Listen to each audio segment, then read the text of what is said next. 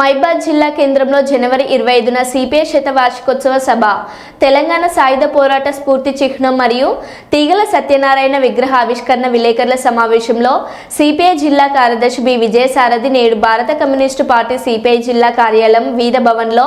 CPI విలేకరుల సమావేశం నిర్వహించడం జరిగింది. ఈ విలేకరుల సమావేశంలో సిపిఐ జిల్లా కార్యదర్శి బి విజయసారథి మాట్లాడుతూ,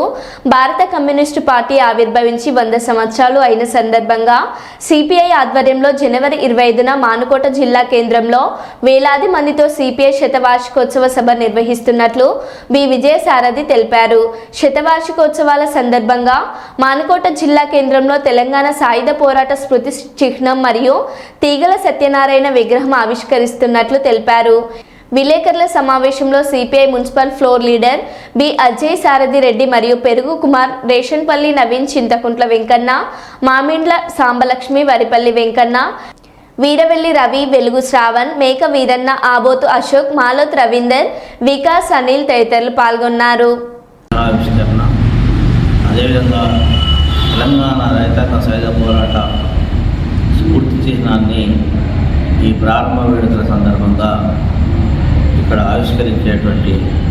కార్యక్రమాన్ని నిర్వహిస్తూ ఉన్నాం. ఈ కార్యక్రమాన్ని విజయవంతం చేయాలని స్థానికంగా ఉన్నటువంటి పార్టీ శ్రేణులు, జిల్లా వ్యాప్తంగా ఉన్న పార్టీ శ్రేణులతోటి పెద్ద బహిరంగ సభ నిర్వహించి ఈ యొక్క వేడుకలను ప్రారంభం చేసుకుంటాం. ఈ సందర్భంగా జాతీయ రాష్ట్ర నాయకత్వం ఈ యొక్క బహిరంగ సభలో, ఈ ఆవిష్కరణ సభలో పాల్గొనబోతూ ఉంది. రాబోయేటువంటి కాలంలో రాబోయే తరానికి తెలంగాణ రైతాంగ సాయుధ పోరాటం జరిగినటువంటి నేపథ్యాన్ని గుర్తు చేస్తూ ఆ యొక్క వీర చరిత్రను ప్రజలకు తెలియజేయడంతో పాటు ఒక స్ఫూర్తి చిహ్నం ద్వారా సజీవంగా తెలంగాణ రైతాంగ సాయుధ పోరాట చరిత్రను ఉంచడానికి ఈ యొక్క కార్యక్రమాన్ని సిపిఐ పార్టీ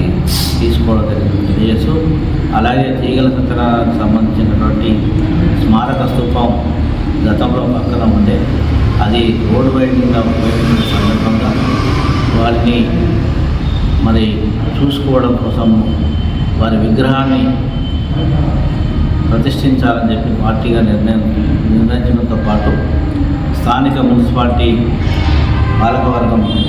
వాళ్ళ అనుమతితో, ఎందుకంటే ఇక్కడ స్తూపం తీసేసిన సందర్భంగానే విగ్రహం పెట్టుకోవడానికి అవకాశం ఇవ్వాలని కోరిన ఆనాటి పాలకవర్గం ఆమోదం తెలిపిన నేపథ్యంలో మున్సిపాలిటీ సహకారంతో ఈ యొక్క కార్యక్రమం